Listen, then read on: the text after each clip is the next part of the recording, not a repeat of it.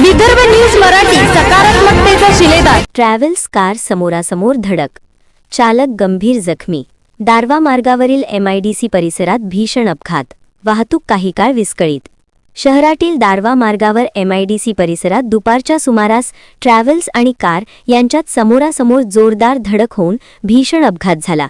या अपघातात कार चालक गंभीर जखमी झाला असून त्याच्यावर शासकीय रुग्णालयात उपचार सुरू आहेत।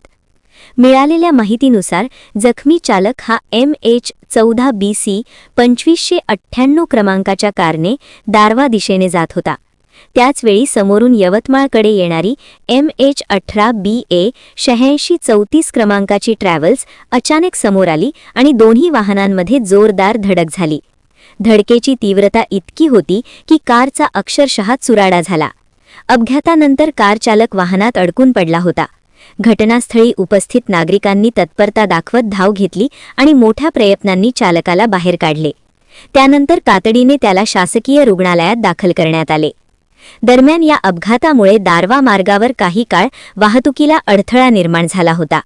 घटनेची माहिती मिळताच लोहारा पोलिसांनी घटनास्थळी धाव घेऊन दोन्ही वाहने ताब्यात घेतली असून ती पोलीस ठाणे आवारात जमा करण्यात आली आहेत। पुढील तपास पोलिसांकडून सुरू आहे।